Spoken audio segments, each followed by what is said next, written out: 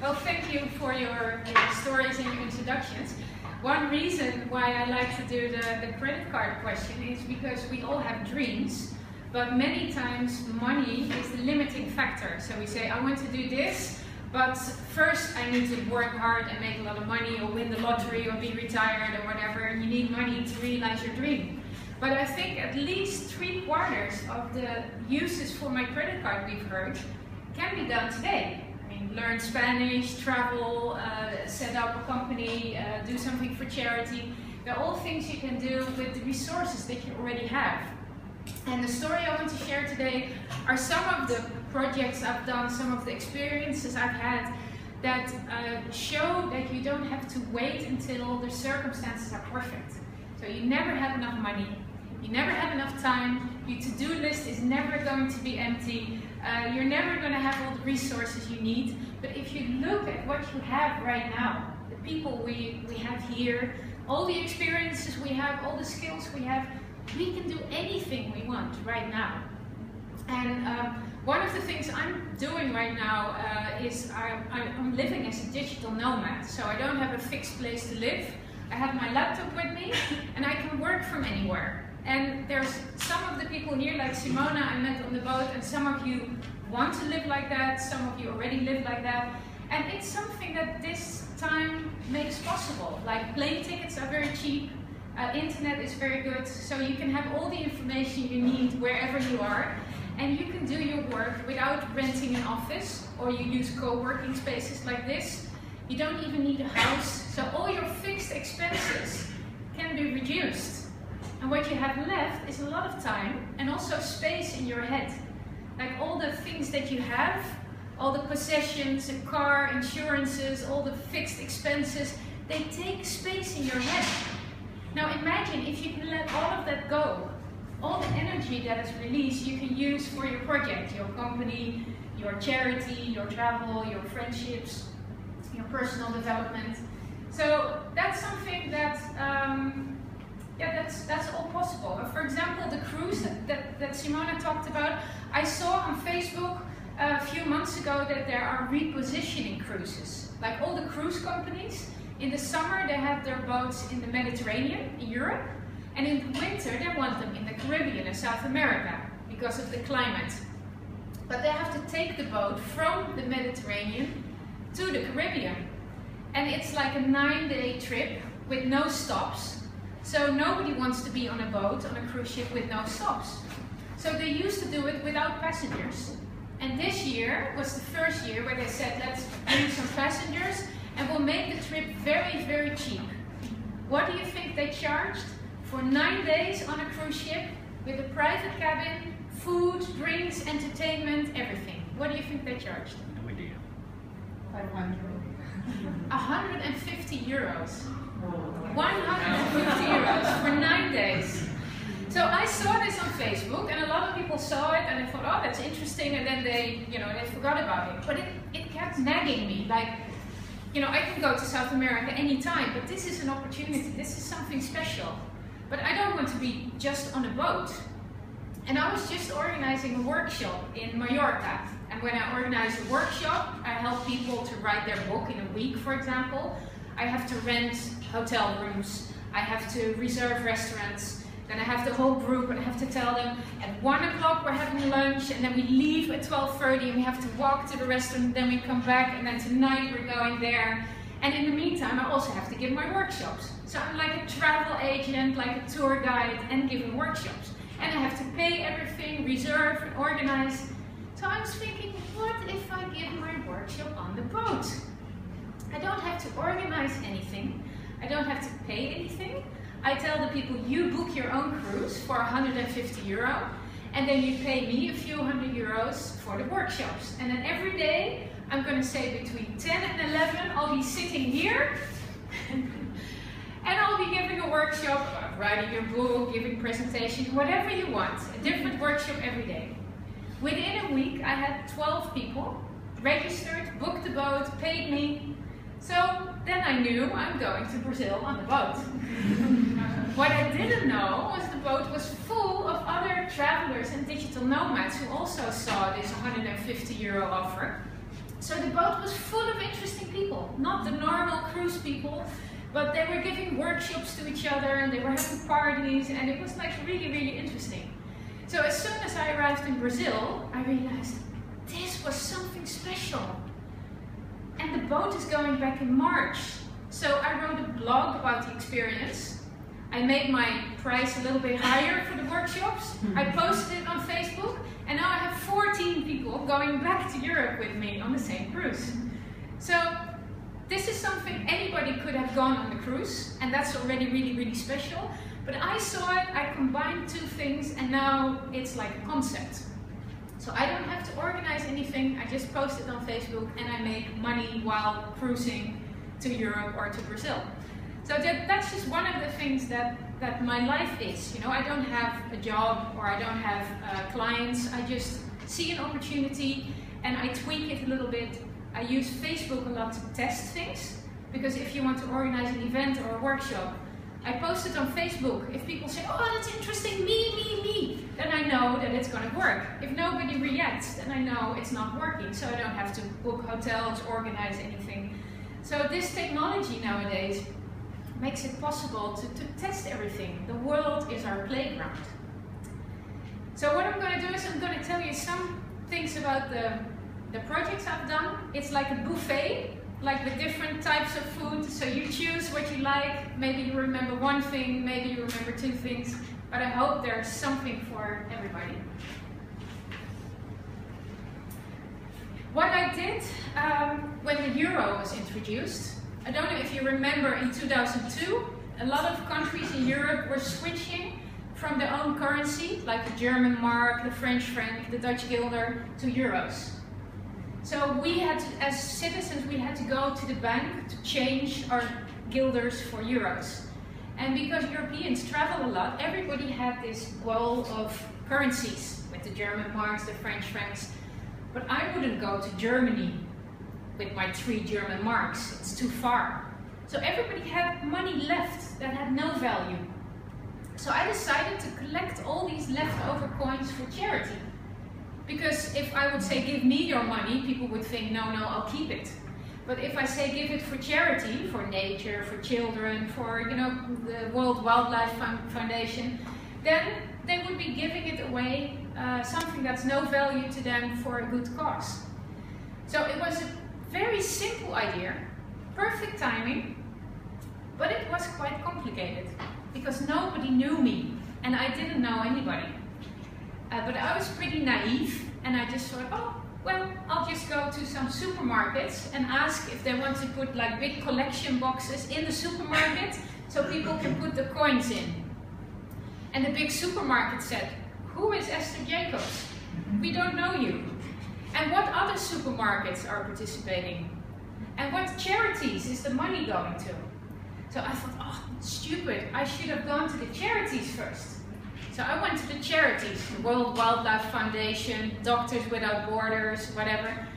And they said the same thing. Who is Esther Jacobs? What supermarkets are participating? And what other charities are participating? So then I thought, okay, I went to sponsors as well and they asked me the same question. So I thought, okay, I need to do something different. I have to show them who Esther Jacobs is, because if they don't know who I am, they don't want to work with me. So I decided to become an expert in money exchange, because all these coins had to be exchanged. So I studied the process for 1.5 years. I talked to everybody, to banks, to money transport companies, to the builders of the coin counting machines. I talked to everybody. And everybody said, it's a very good idea, I cannot help you, but you should talk to my colleague or to the other company. And I thought, oh, they're enthusiastic and they're referring me to somebody else. But basically they were just trying to get rid of me, politely. But I didn't know, so I just told my story over and over again. Oh, it's such a good idea. And so after 1.5 years, I found a solution. I found a company who counted all the coins by hand and exchanged them to euros. So I went back to the supermarkets and the charities to tell them, I found a solution. I know how we can exchange the money. And you know what they told me? That wasn't the problem. You are the problem. We don't know you. Nobody knows you. You're very young. We don't know if this is going to be a success. And our big name only wants to be part of the success. We don't want to take the risk to put our famous name next to some unknown name. So by then, I was working on this without pay for 2 years. So I was kind of depressed, like, this is not going to work. But I knew it was such a good idea that I had to try and find a solution. So what I did, I thought, okay, I have to think of something different. If this doesn't work, and this doesn't work, and this, I have to find another way. So I decided to write a press release. So I approached all the different journalists, and there was no internet. So I had to go to the supermarket, look up all the different names, and write them letters, like faxes, and I had never written a press release. So I was just writing a letter. Hi, I'm Esther. I have this idea. And I sent like 50 letters. I even had a logo designed, but it wasn't ready yet. So by hand, I drew the logo on all the letters. And then I waited, because I knew that something was going to happen. And I waited and waited. Nothing happened. Months, not one journalist contacted me. And then I decided to make a website, because I thought if you have a website, then it's not just me, but I call it Coins for Care, then it's an organization. It looks like something. Built the website, still nothing happened. Do you want to come and join us? No? Okay. And then one day in the summer, I got a phone call from a famous Dutch magazine. And they said, you know, we have this part of the magazine for people who are doing something extraordinary. And I'm like, yes, yes. Well, the person we were going to interview this week cancelled. And we couldn't find anybody else who was interesting. But we still had this letter you wrote us, this kind of press release from a few months ago. And then, you know, we decided if we can't have anybody interesting, maybe we can interview you. And I was like, okay. But I did get an interview with a picture in the magazine. And it was summer. And in the summer, apparently, all the TV programs, the news programs and the gossip programs, they have no news. Because there's no politics, all the ministers are on holiday, the companies are closed, nothing is happening. And what do to get topics for their TV shows? They read the stupid women's magazine that I was in. So I got calls, you know, I got invited to TV, and I'd never even been on the radio. And suddenly I'm invited for a TV program. And you get exactly 2.5 minutes in a TV show. But what happened? This 1.5 years of talking to the money companies that sent me from one person to the next, and I thought it was lost time, it perfected my elevator pitch. Do you know what an elevator pitch is? It's a very short version of your story. So in the TV show, without knowing it, I had the perfect elevator pitch. Hi, I'm Esther Jacobs. The euro is coming. We all have coins that we don't use anymore. We can give it to charity. And it's very easy, and you know, it's a win-win-win situation. I knew what they were going to ask about security, about the logistics. Didn't I make any money? No, I don't make any money. So I knew the questions, I had the answers, and in 2.5 minutes we had the perfect item. And when other TV shows saw this, something very positive in a very insecure time, because the euro was coming, everything was going to change, there was a lot of negativity. This was a positive message. I got invited to more and more and more shows. I was on every single TV show in the Netherlands. And you know what happened? The supermarkets called me. The charities called me. The sponsors called me. And you know what they said? We believed in you from the first minute we started. Seriously. Because once it started to become a success, everybody wanted to be part of it. And then it became even more difficult because then it started going. And without knowing it, within a few weeks, I had 4,000 shops, 4,000 supermarkets, gas stations, banks saying, I want to participate, I want to participate. 4,000. That's already a job, right? Normally you would put an account manager or 2 or 3 on that. Then there were 140 charities, and they all wanted to know what is going to be our share, what if we organize our own collection, how about our volunteers. That would normally also be an account manager. Then there were 1,000 volunteers, because 4,000 collection boxes need 1,000 volunteers to empty them, to take the money somewhere. The volunteers needed to know where to go, what to do, what if I have a question, I need a screwdriver to open the collection boxes, whatever. That's also a lot of work. And then there was the press, the sponsors, and it was just me. It was just me and my phone. So the whole day I was calling. I was getting up at 5 o'clock in the morning to get some work done before the call started. And at one point I was just, if the phone started to ring, I was like, oh, I needed to answer it. There was nobody else. So I would answer the phone, Esther Jacobs, Kunstverkeer, what can I do for you? And people calling me were saying, what a coincidence, did I get you on the phone directly? Because I was, you know, broadcasting the message that Kunstverkeer was an organization, because they were afraid to deal with just a girl. So I was always saying, we, Kunstverkeer, our organization, but it was just me. I was going crazy. But I was just going, you know, it's a big project, but if you cut it in bite-sized pieces, so don't think about everything. Right now, I need to think about the supermarkets. What do they need to know? Security. Okay, if you put the collection box near the register where you pay, then the collection box is associated with money, and then security is an issue. But if you put it in the recycling corner, with the empty bottles, and some even take in old paper, then it's a recycling issue, and it's not associated with money, so you don't need security. So I was constantly trying to think of solutions.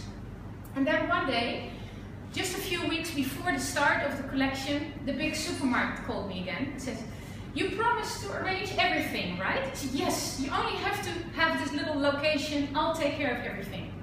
Okay, then when are the collection boxes coming? The collection boxes, I promised the collection boxes. Let me call you back. How am I going to get 4,000 collection boxes with no money? Anybody has any idea? Only need 4,000 of them. Sponsors, but still, if normally a collection box costs like $100, and maybe I can get a discount, $75 times 4,000, where am I going to get this money? Then I discovered something else. If you ask for money, then you have to get money, like $10 from you, $10 from you, and I have to register, and I have to send you a thank you email. It's a lot of work. Then I go to a company and I buy collection boxes, maybe get a discount. But it's a lot easier if I go to a company that makes collection boxes and just ask for the resources. So I tried that, and they would give me a discount, but still 4,000 times, you know, a lot minus a bit is still a lot of money. So I was talking to people, what would you do, what can I do? And somebody said, what if you can get sewer pipes?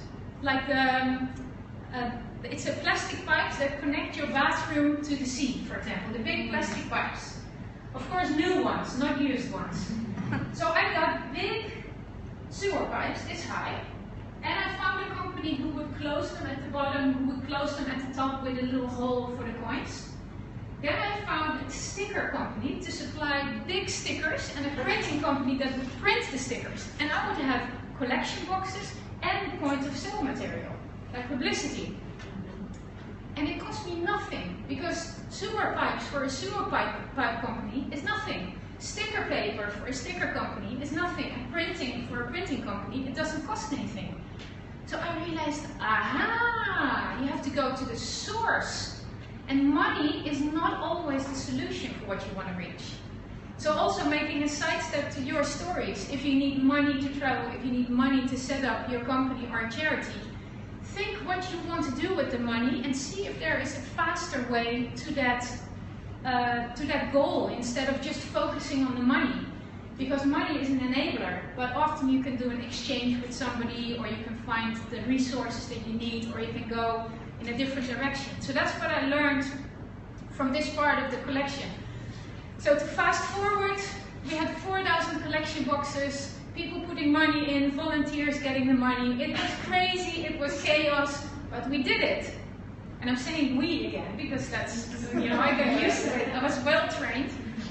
In the end, we collected 16 million euro. 16 million euro in old iron, old coins. And that would have been like a story that's already almost not possible in a time without internet, without email. You know, the fastest I could reach somebody was by fax. But the problem was, the charities that I supported, that I gave the money to, they weren't too happy with me. Because I did everything faster, cheaper, and different than they were used to. So instead of being happy with the money I gave them, they tried to stop me.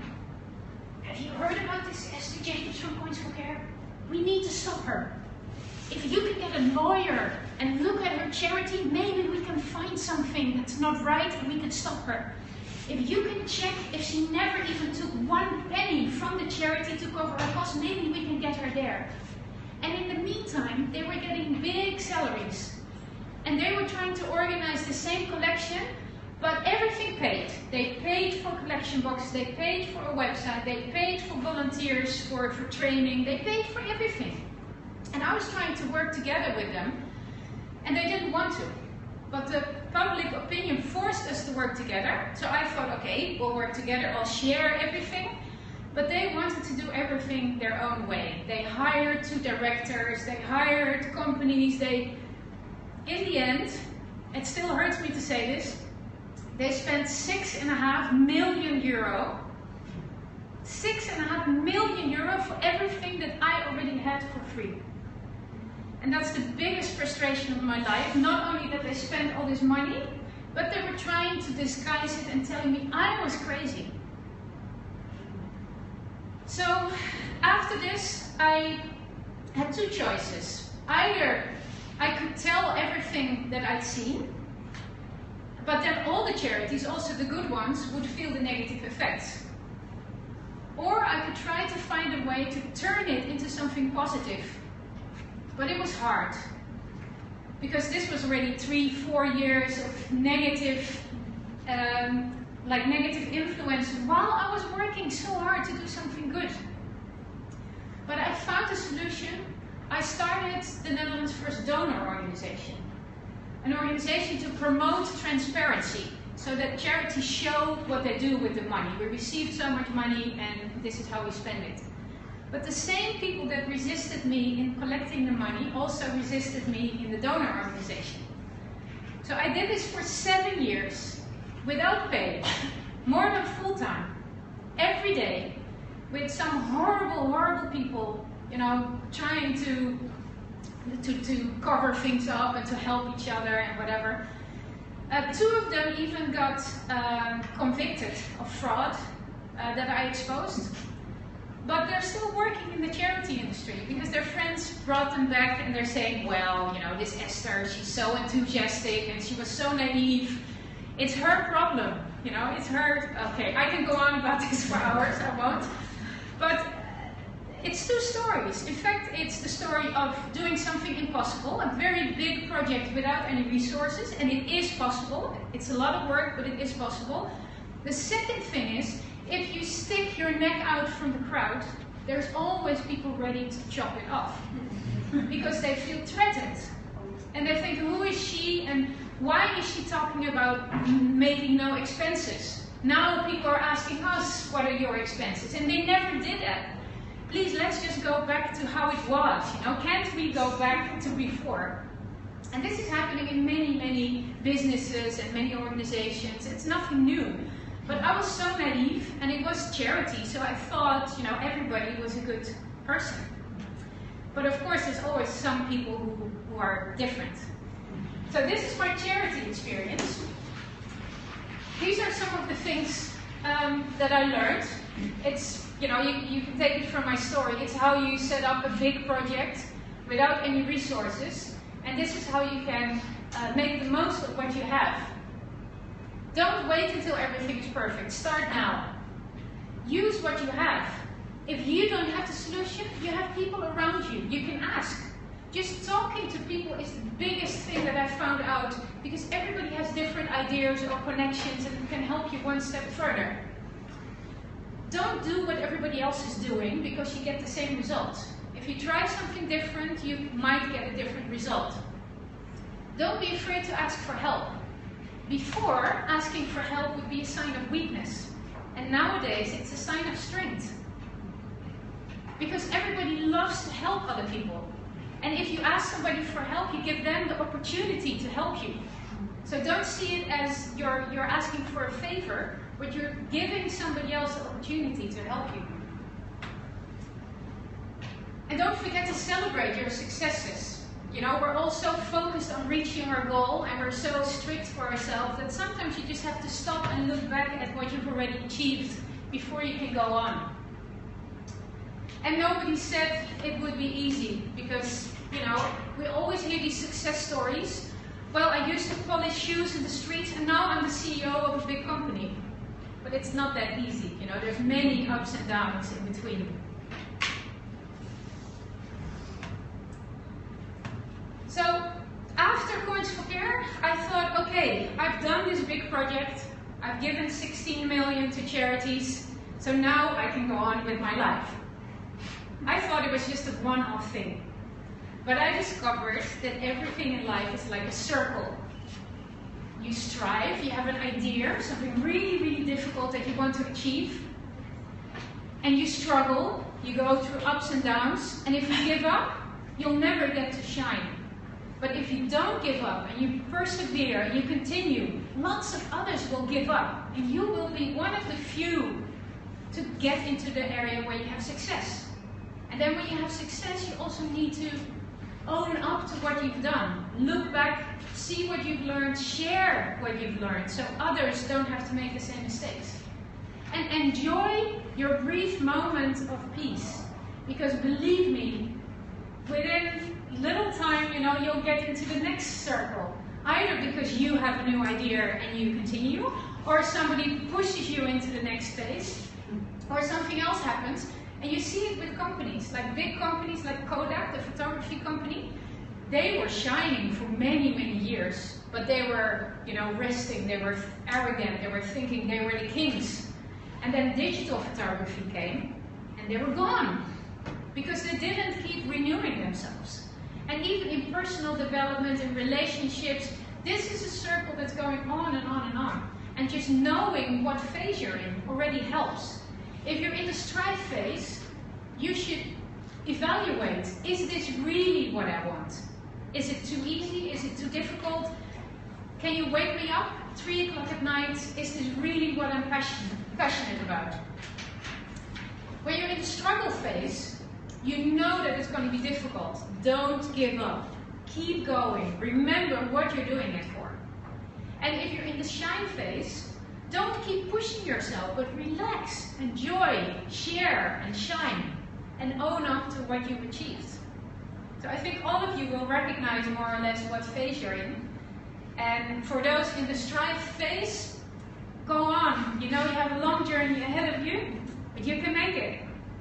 For those of you in the struggle phase, hang in there, because if you do, there will be a moment that you have fame or success, or you shine, you develop yourself.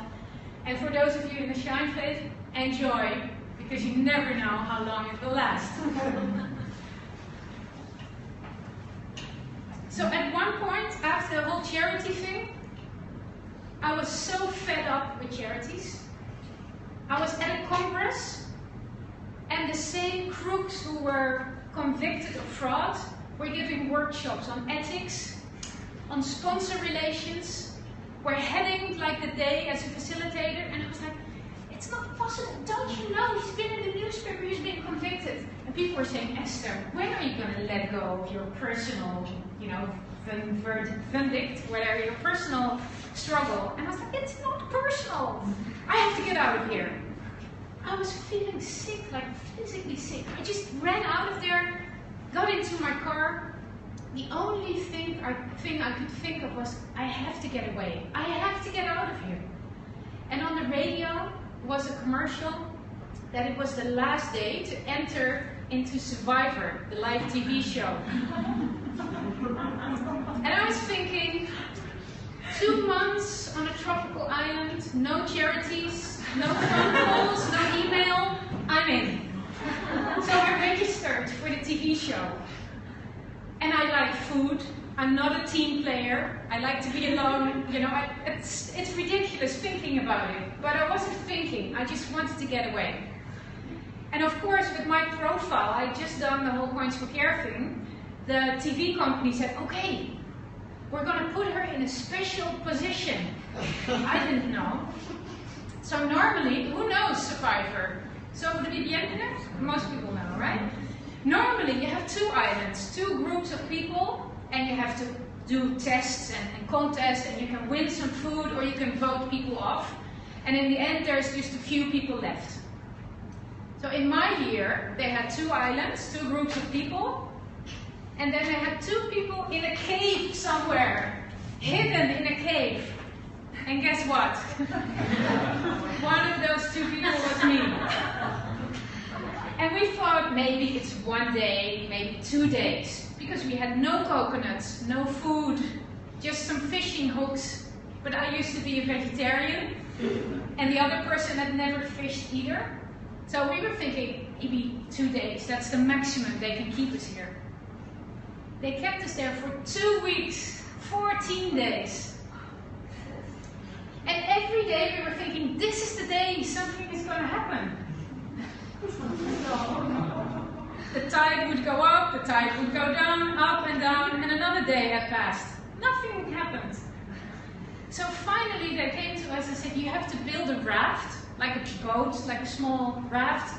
And you see that island over there, that small dot? You have to go there. That's where the others are, and when you get there, you can finally participate.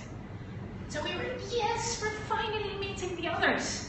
I'm so curious what they have done, and finally we can win some food and do the test and really, really be in the program. So we were swimming and rowing and building, and after 3 days we arrived at the island. We were like, yes, yes, yes. And the others, they didn't know we exist.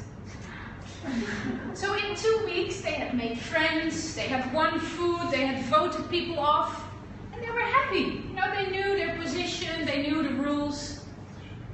And then what did they do in a reality TV show? They turned everything around. So the groups were mixed. Friends were separated. People who were voted off were brought back. Then they took me and the other guy and put us like on a rise with a flag and a medallion. And they said, this is Esther and she's your new leader. And by the way, you cannot vote her off. She's immune. So they were like, look at them. It's like, what is happening here? And I was like, hey, I want to make friends. I want to know, what did you do? Did you get anything to eat? You know, we've been in a cave. And they were like, I'm not talking to you. So they wouldn't introduce themselves. They wouldn't tell me their names. They wouldn't share their food. Nothing. And I was like, but I've really been in a cave for 2 weeks. And it was horrible. And after a week, they said, we're changing the rules again. Now you can vote Esther off. Actually, it was after 10 days. So they changed the rules. I could be voted off. So within a day, I was on an airplane back to Europe. So I was thinking, these 2 weeks in a cave were actually pretty special. You know, people go to meditation retreats, yoga retreats. It was completely zen. 2 weeks, like in nature, not knowing what is going to happen. It was pretty cool looking back. Those 10 days with the horrible people and the fights, I just want to forget about it. Then I got back to Holland, and then the TV show started. And then everybody in the Netherlands and in Belgium saw what had happened. They saw that we had been in the cave. They saw that the others were treating us horribly. And people started to protest. On the internet, sending me emails. Hang in there! As if I was still on the island, as if I could read it. Or I don't know what they were thinking. But emotions are so strong. Hang in there! And on the internet, people were saying, like, these two guys, this guy and another guy. The guys that were the most horrible, where do they live? Are there still trains going tonight? People were going to their houses. When they were walking in the street, people were hitting them. And also 10-year-old girls were hitting those guys, and old grandmothers. So one of them had to move back to his mother in Belgium, and another one emigrated to Spain to avoid all these aggressive people. And what was happening to me, it was the opposite. People saw me in the streets and they were like, Esther, Esther, oh, can I hold your hand? And I was like, what's happening here? It's so weird. And remember that the 7 years before, I was doing the charity work. I was on TV, on the radio, in the newspaper all the time with a story about charity and transparency and working together. A good story, right? Nobody ever recognized me. For 7 years, nobody. After 2 weeks of a stupid reality show, I was like a hero to some people. And it continued for 5 years. Wherever I went, in trains, in planes, and people would stop me and say, are you Esther? I have to tell you, it was so horrible what they did to you. And I was crying, and I'm so happy I can finally tell you that I'm really with you. Now, what is happening? So what I found is that information and facts are not what people want, are not what they remember. Emotions and injustice is what they remember. It's what triggers people. You know, they would jump on the barricades, they would physically attack somebody. Nobody ever attacked the charity crooks who took the money from the charities. But the stupid TV show guy got attacked in the street because he was not nice to me. And also something that I've learned, I wanted to get away from the charity world because I had good intentions, but I was perceived as a threat. The people in the charity world didn't like me because they didn't trust me. They thought I was threatening their position. So what did I do? I left to Malaysia, to an uninhabited island, and exactly the same thing happened. I had good intentions, but I was put in a position that they thought I was a threat. Why is she in that special position? Why does she get the medallion? Why did they put her in a cave? She's dangerous. Stay away from her. Different situations, exactly the same thing happened. But I didn't realize that yet. I just thought, this is crazy, I have to get away again. So I went to another island. I went to the Caribbean, Curacao. And I thought, no more charities, no more TV shows. I'm just gonna be in a hammock, read a book, write a book, and do nothing. And I stayed with a friend who's kind of a playboy. And I was watching what was happening, like all these girls coming into the house and leaving, and everyone thinking she was the only one. And he was sweet talking to everybody, and I was like, how is he doing this? And what are all these girls thinking? And we became friends, and we talked about this. It was really interesting. But then, of course, we started to get closer and closer. And at one point, we came home late at night, and we kissed, and I was like, oh my God, no, this cannot be happening, you know? It's not happening to me. I'm not falling for a playboy. But I was. So, what do you do?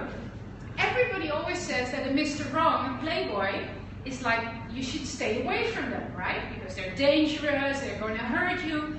But what they don't tell you is that they're very interesting, adventurous. You have a great time with them. They give you 100% attention. When you're not together, of course, they give 100% attention to somebody else and to somebody else. But it is rare nowadays that somebody gives you really 100% attention. And we really had a great time. He taught me kite surfing and sailing. We went swimming every day. like, what should I do? Everybody's telling me don't do it, and my personal feeling was saying, well, let's explore this. I know there is a big risk, but let's see what's going to happen. And then I got the perfect idea, because after my business school I studied anthropology, and I thought, what if I make this into a project? Participant observation, it's called. So you participate, but at the same time you observe. So I started keeping a diary. I started interviewing Mr. Wrongs and ladies who were involved, and also Mrs. Wrong, because there's also female playboys, of course. And it was really, really interesting. But it taught me so much about myself. Because at first I was blaming him. You're seeing other ladies. I don't like that. And he said, why didn't you tell me? And I was like, oh, I just assumed that once you kiss with somebody or once you're in a relationship, that they're not seeing other people. I just assumed it. But we never discussed it. So it's really a matter of perception. So we discussed it, and I said, I don't want you to see other women. He said, okay. And he still did. So now I could blame him because he wasn't sticking to the agreement. But if I had pulled out at that moment, then it would have been my decision. They were my boundaries, he crossed them. So what do you do? If I stayed with him, it would be clear to him that he didn't need to respect my boundaries. So, and I still wanted to give it a try because it was a habit of his and he wanted to change, but it was difficult. So at one point I said, okay, this is it. I went back to the Netherlands and he was so confused because all the other women, they accepted it, but I didn't. So he came after me and for 6 weeks he was chasing me all through Europe and he promised, that he would change and that he really wanted to be with me. And I still wanted to be with him. So I came back to Curaçao. We tried it and we had a relationship for 7 years. And everybody said that he really changed and, it was a serious relationship. But I was still traveling a lot. You never know if you can trust a guy like that. But we just had a great time. We sailed through the Caribbean. He gave me the peace that I needed. I gave him the stability that he apparently needed. And, it's an exception that confirms the rule. Because normally, playboys, they don't change. But I tried it. I found my own boundaries. And I wrote a book about this. And the first page of the book is a mirror. And the mirror says, this book is not about him, it's about you. Because we women, we blame him. And when you're an entrepreneur, you blame the government. And when you're in a relationship, you blame the other one, or your parents, or your past, or there's always somebody to blame. But the only thing you can really influence is yourself and your own attitude. And either you're in something, in a relationship, in a business, in a commitment, and you stick to the rules and you clearly indicate your boundaries. And when somebody doesn't respect them, you leave. Or you step out of the relationship. So it's you who decides. You cannot change other people, you cannot change the economy, you cannot change the politics, but you can change your attitude towards it.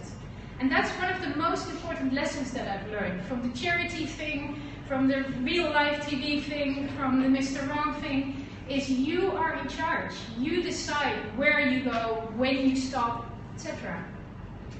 So with all these experiences, I was asked more and more to give speeches. And in fact, I was making a living giving speeches, talking about my own life. And can you imagine? When I was younger, I didn't even know that this profession existed. So I go to groups of people, to companies, I tell them my story, and I get paid for it. And I tell them this story, and I get paid for it. And again, it's just a miracle. So I still have my house in the Netherlands. I travel a lot. I have a lot of companies and references and TV interviews and whatever, and I'm just a citizen of the world. Actually, the mayor of the town where I used to live, he knighted me. He gave me a medal from the Queen. Like, I'm the youngest person in the Netherlands who got knighted, who got this special decoration for the charity thing. And that I put his town, like a small town, like in positive publicity, and that a citizen from the Netherlands, gathered 16 million euro for charity. So I was like an honorary citizen of this city. So one day, I had my house there for 18 years. One day I go to the town hall to change my passport, to renew my passport. And they tell me, I'm sorry, Miss Jacobs, we cannot give you a new passport because you don't live here anymore. And I'm like, that must be a mistake, because I have my house, I don't live anywhere else, I pay taxes, I have my company here. No, no, no, there is a law that if you don't sleep in the same place for 4 months a year, you cannot be registered.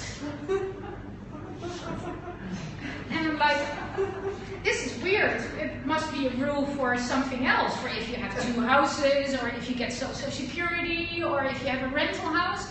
But it's my own house. I pay for it, I pay taxes, I have my own company. I mean, what's the problem? No, we won't talk to you anymore. These are the rules, and we're going to investigate your living situation. So from that moment, a team of detectives came to my house at unannounced moments, and of course, I'm never there. So they ring the bell, she's not there, doesn't live here. And they would send me letters by registered mail, and of course, if I came back after a few weeks or a few months and I didn't reply, proof she doesn't live here. And all this time I couldn't get a new passport. And I was trying to talk to the mayor and talk to people, but they treated me like a criminal. Because if you don't stick to the rules, you're a criminal, even if the rules are crazy. So I was thinking, what can I do? I was thinking back to Points for Care. What changed everything was the media, journalists, right? TV. So I decided to write a blog about this. This is really crazy. I'm an honorary citizen. I have my own house, my own company. I pay taxes, but I'm not allowed to live in my own house. I wrote this on Sunday afternoon. On Monday morning, the government was having a meeting on my case. This is what happens in the social media times. Sunday afternoon, Monday morning, the ministers were having a meeting on my case. And it took them 3 weeks to go through, and they said, well, we're very sorry for Ms. Jacobs, but in fact, this law exists. And it's not meant for people like her, but, well, we don't know what to do, so the city is right. They may deregister her from her own house. Thank you very much, have a nice day. So there I was, no passport, wasn't allowed to live in my own house. And what happened then is I lost my parking permit, I lost my voting rights, my pension, my right to Social Security, my passport. Then they deregistered my company, because my company was registered at the address, and if you don't have an address, you cannot have a company. Then the bank called. They wanted to close my bank account because it's linked to my company registration. And the same for my phone plan. No company registration, no phone plan. There was only, and the health insurance kicked me out. Because if you don't live anywhere, you cannot have a health insurance. It was like a domino game. I lost everything. And there was nowhere I could go. There was only one institution in the Netherlands that said, Miss Jacobs, to us, you are and always will be a citizen of the Netherlands. And those were the tax people. They still wanted me to pay tax.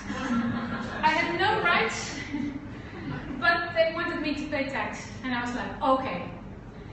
Until that moment, I just wanted it to go away. I was just fighting and irritated and frustrated. I wanted it to go back to how it was.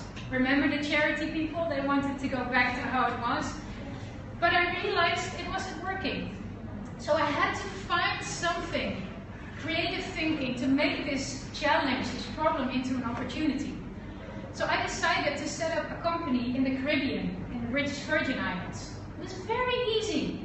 Like 2 days, $1,500, I had a company in the British Virgin Islands.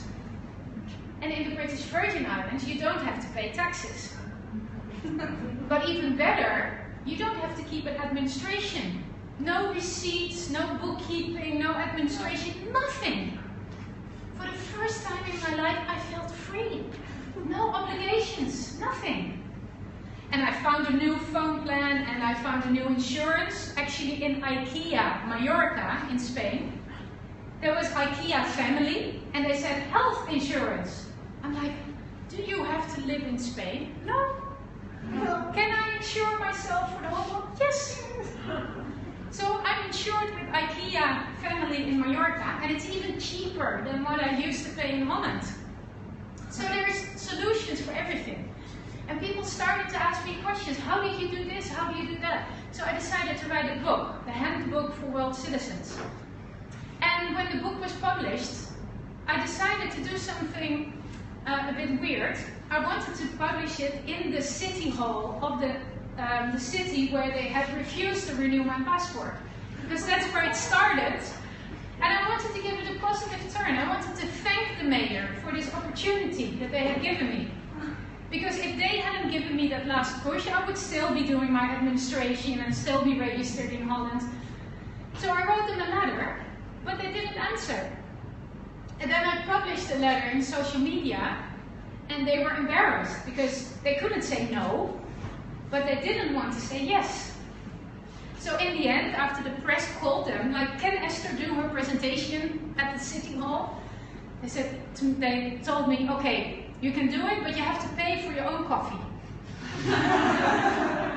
So that was their way of, getting even with me. So I presented the book, I gave it to the mayor, and it was like a big thing on the TV, and everybody was like, ha ha ha, me too. But it was a nice, positive ending. So that's, I didn't want this to happen, but it's the strive, struggle, and shine thing. I thought I had finished another circle, and then I turned into a new thing. And that's how I learned that you cannot influence external circumstances. A crisis in the economy, political changes, your health, your environment, other people, you cannot influence them. And if you try to push for changes in things that you cannot influence, you lose a lot of energy. It's better to use what you have to accept the situation. If there is big waves, you can say, I don't want any waves. And the Weather Channel said there wouldn't be any waves. So I'm going to sue the Weather Channel. But it's wasted energy. If you look at the waves, the only thing you can do is learn how to surf. And that's how I approach life. If there is a situation, you get irritated, you get frustrated, but the sooner you accept the situation and see it the way it is, the sooner you can start finding solutions. And as entrepreneurs, I think we have to deal with this every day. If you want to start a new company, you can stay in your head and you can stay writing your business plans, but go out there, talk to possible customers, go to a supermarket, see what people are doing, go to the area where you want to work and see what is actually happening, what is really happening. And don't hire a research agency because they're going to be working on paper, but it's all happening out there, it's all in the world, on the internet. So look at your own situation, whether it's your relationship or your business or your job, accept it for what it is and make the most out of it. And all of us have the tools to do that. So that's what I wanted to share today. I don't know if you have any questions or any situations that you'd like me to help you with. So any big challenges, any situations that you'd like to apply this principle to. Might be hypothetical. You say, what if, or a friend of mine is in this situation? That's a question. Yes. You were talking about the charity at the very beginning and how you met a lot of obstacles. I'm really curious, what was the underlying motivation that drove you to wake up and keep doing? Because I think that is the big thing for a lot of us. It's a very good question, because when I began the charity, my objective was very naive. I'm going to collect a lot of money for charity, and the charities can do good things for the world, and I can go back to my life and I can check it off my list. To be really honest, that's what my motivation was. But then it became really difficult, and everybody was saying, it's impossible. This has never been done, you've never done anything like this, nobody knows you, it cannot be done. So then it became a challenge. Ha! If they say it cannot be done, I'm going to show them, and I'm going to show myself that it can be done. But then the whole charity world started turning against me, and it was really injustice and unreasonable, and that touched something inside of me that was stronger than everything else. If they want me to leave, if they want me to cover up, all the things they're doing, I'm not doing it, I'm staying. And the same thing happened in the reality TV thing. First, when I signed up, I thought, they'll fly me to Malaysia, and if I don't like it, if I get hungry after 2 days, I'll just leave. You know, it's just a game. I'll just leave when I get hungry. Then they put me in the cave, and it was really weird, you know, no coconuts, no food, we didn't know what was going to happen. So I thought, oh, this is a challenge, I don't know what's going to happen, so let's just wait and see what happens. And then all those people were against me, and they wanted me to leave, and they tried to push me out, and then I was, I'm staying. So it's those 3 phases. You start with a motivation, and then it becomes a challenge, but what really drives me is injustice. If something is not right, then it awakens a monster in me. And it's not always good, because you don't stop. When the monster is awake, you can't stop. And sometimes you go too far, you know, you give too much of yourself. So probably for you, it's a different thing. You know, you start with an idea, but you need to find this source, this motivation, because it will keep you going long after it's reasonable. And if you see the strive, struggle, and shine thing, many people stop when it gets difficult, and you have to keep going when it gets difficult. So you need to find the monster in yourself. Does that answer your question? Yes, very much. Anything else? Yeah? Another question. Have you ever had many different interests and you wanted to do everything, but you just can't do everything, so you have to focus on one thing or the other thing, and then you feel like you're leaving other things behind? Yes, I know what you're saying. There's many people who are very creative and very intelligent. They're good at a lot of things, and they have a lot of ideas. They want to do a lot of things. So what I found is, if I have a lot of ideas, I pick, for example, 3 ideas. And I plant a seed for each of those 3 ideas. So I might post something on Facebook, or I write a blog about it, or I start making a plan. But don't put all my energy in one project. I always have 3 things. And then, after a few weeks, one of them will start moving, because other people will hook up, or there's a lot of interest for one thing, and the other 2 will slow down. So I go with the thing that's moving fastest. But then it gets to a point where there's a slowdown. And at that point, one of the other 2 will start moving. So I try to focus my energy on where there is already energy. So don't look at this one seed and say, grow, grow, grow. And the other plant is like, oh, no, please help me. So always make sure there's a few things, not too many, but 3 is like a nice number. And water the seeds. You have to water them, you can talk to them. But don't stay looking at them when they're not moving, because one seed is moving faster than the other. And you can feel, when you communicate to the outside world, which one is growing fastest. So try that approach and see if it works. That's great. And there was another question this time. How do you do to always think out of the box? Like, I don't know, how do you feel that you are not within, like, doing something that somebody already thought about? And I don't know. Usually when you do what you always did, you will get what you always got. So if something is not working and you keep trying the same thing, but harder or more, then the results are not going to be different. So usually you're forced to think out of the box when other things don't work. We all know the cliche. Are there any Americans here? Good. We know the cliche when an American person is talking to somebody who only speaks Spanish. Do you speak English? No, solo español. Do you speak English? They just talk louder and then repeat it, and it doesn't work, right? So then you have to think out of the box. You can use your hands or a dictionary or whatever. So when you notice that you're trying something and you're trying again and again and it's not working, then you need to try it in another way. And if you cannot think of something else, because this is your world, right? Ask somebody from outside. Ask your nephew, ask somebody in the street, ask somebody on the internet. Because people from a different world or a different company or a different age will look at your problem and say, that's easy, why don't you do this? And then afterwards you think, how could I have thought this is a problem? Because looking back, the solution is easy. So look at different worlds, ask different people, and pose your question on the internet, and you'll get lots of different responses. Any other questions? Just do one or two, and then we're going to take a break, or we're going to have a drink, because I think it's getting warmer in here, right? Anybody? And otherwise, we can talk afterwards. So I'd like to thank you for your attention. If you want to contact me, I'm on Twitter, Facebook, Instagram, email, website, whatever. So if you have a question that you didn't want to ask here, or when you leave and you think, oh, I wanted to ask this, just feel free and ask me. It's just a small effort to help you along with your project. Well, thank you very much, and no more excuses.